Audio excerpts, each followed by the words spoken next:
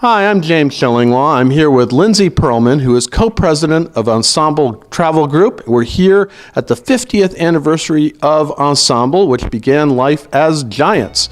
And we're going to talk a little bit about the legacy of Giants and what Ensemble is today, all here on Insider Travel Report.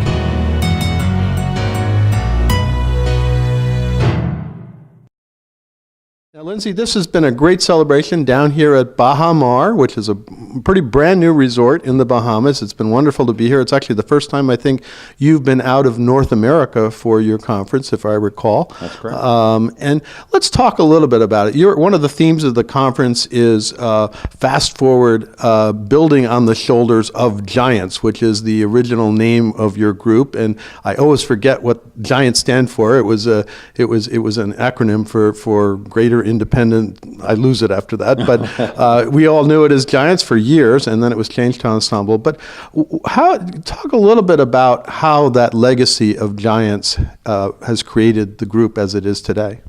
Well, it's been a great evolution. First off, thanks for joining us down at Baha Mar. And to your point, it's the 50th anniversary, which is a huge celebration for us. It ties directly into who we are, as we call it, the shoulders of giants. You know, think about the organization. It started in Brooklyn. In 1968. Yeah, and Warren Buckner, who is still here today. Right? And we honor that. And you take a look at some of our founders who are still who are at our conference today. You can't help but take a look back, because our history is really dictates who we are today. And that's building on the shoulders of giants. Are we the same organization? Absolutely not. Like, this was truly a buyer's group back in 1968. I would say it evolved into a buyer's group and a marketing group, and then kind of a business services group, and now even more so with a technology slant. So you've seen a lot of evolution of the organization. Talk a little bit about the kind of milestones in the history of this organization that really created it, if you could, if some of the history that you know of. Well, I've been very fortunate. I've been a custodian of the organization for the last 11 years. In all honesty, I wouldn't say there's been any large single thing that's been the aha moment that's really turned the organization. If you want to look at anything in particular, I call it the end of 2008 and 2009, where the markets crashed. Right. All companies, you had big operators that were closing the doors on Sunday nights and not showing up for work on Monday. And we made some strategic decisions at that time in directionally where we're going to go. From a marketing perspective, we chose, you can pick two paths during the Great Recession. You can either turtle, right, just hunker down and try to ride it out, or you can turn around and try to acquire more customers and change your marketing from a more acquisition perspective. We went that route. It worked exceptionally well for us. And when the markets did turn around, you saw that turnaround for us was accelerated because we were kind of already out there. Okay. But the reality of it is, if you look over a 10-year period, there wasn't anything as dramatic as that. And so I wouldn't say anything was a revolution. It was more of an evolution. And you want it to be that way because you want to evolve the business just slightly ahead of what you're seeing happen in the marketplace. This way, people can grow into it. They can evolve their businesses in a forward manner on the shoulders of giants, and see the success that we've had these many years later. Well, one of the big changes was you changed the name. And do you believe that was a good move now that you're looking back at it? Oh, absolutely. Yeah. Well, it's part of growth. When you think about it, Giants worked extremely well for an English marketplace. As we evolved into Canada, Giants still work, but then the Quebec market, the French-speaking market, became more and more important. Representative in the Canadian market, we are committed to being a fully bilingual organization. So Ensemble works in English and French. It was a really good fit. Yeah, but the tagline is a little different, though. You have to do that in French as well, right? That does change. Experience that takes you places does translate pretty well, right. But it is a little different. Yeah. Now, talk about the organization as it is today. How many agents do you have, and where are they located? Well, agencies, I should say. Agencies. Well, so we have about 850 agencies, but in Canada and the United States, literally split almost evenly between the two countries, including our preferred volume. The mixes are very different between the Canadian volume and the U.S. volume. For the most part, the trends are still pretty much the same, but the splits from an agency owner perspective is about the same. We support approximately 18,000 travel advisors. within that mix. I would say more of them are in the U.S. than they are in Canada, just because of the makeup of the host agency networks and such. But it works extremely well. So there's a theme that you may have seen at conference this year about one ensemble, and the whole part of this is to really ensure that we're representative as a global organization, not a Canadian business, an American business, and an Australian business, but literally as one organization. And you just mentioned you did go into Australia a few years ago, and you're going a little bit there. Talk a little bit about that and why you did it. Well, it made sense. The North American marketplace, in the grand scheme of things, I wouldn't say is expanding. I think the volume of sales is expanding, but the footprint of the retailer is not. So you really kind of want to take a look and say, where are their growth opportunities? And if you look at different markets from a global perspective, the market that's most aligned with Canada and the U.S. or North America as a whole is really the Australian marketplace.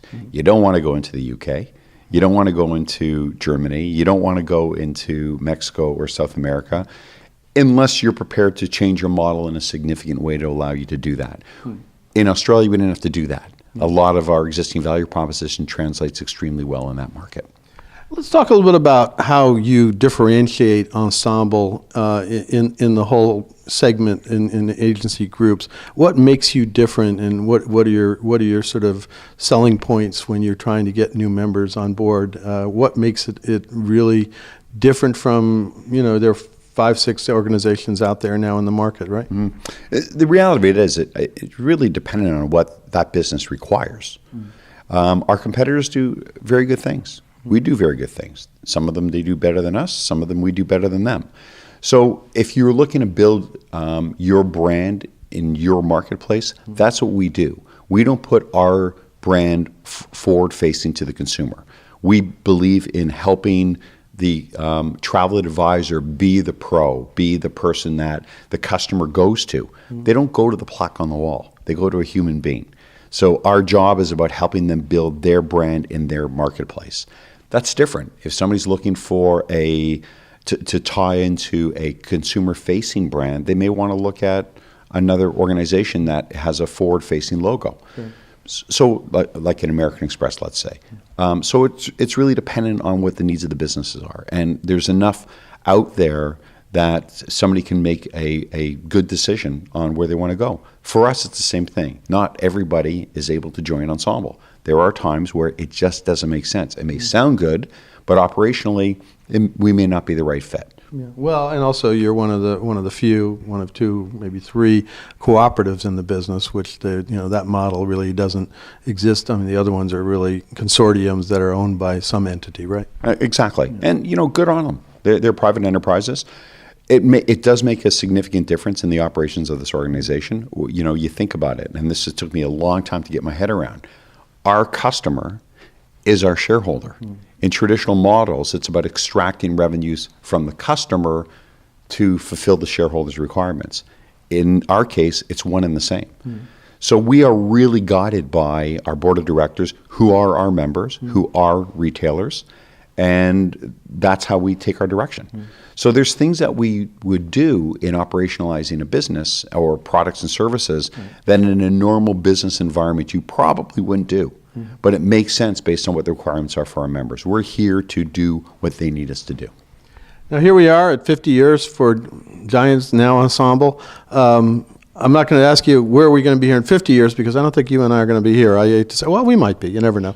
Maybe in a different form, right? But say in 10 years, where do you see this organization? We're heading in terms of based on where it's been.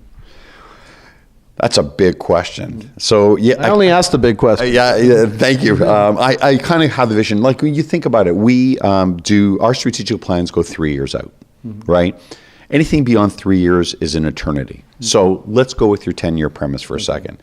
There's certain assumptions in the marketplace that you're going to think are going to be there to build up to 10 years. I personally would like to see us being a significant enabler of technology and distribution of products and services on behalf of our preferred partners, and an ease of use to our travel advisors. Single source platform, capturing of data or infometrics, as we like to talk about it, significant analysis of trends, development of products and services that meet the needs of the consumer, that the consumer can't shop online, which adds incremental value to Also the can't shop anywhere else, right? and can't shop anywhere else. So that brings additional volume and revenues not only to the travel advisors through Ensemble, but also to our preferred partner network. Well, Lindsay, thank you very much for taking the time. It's been wonderful to be with you here at your 50th anniversary here in Baha Mar. I've been covering Ensemble and Giants before it since probably the mid-'90s. That makes me pretty old. But this has been a great conference, and it's great to get an update on all the things that you're doing. James, I appreciate it. It's always a pleasure. I'm James Shillinglaw, and this is Insider Travel Report.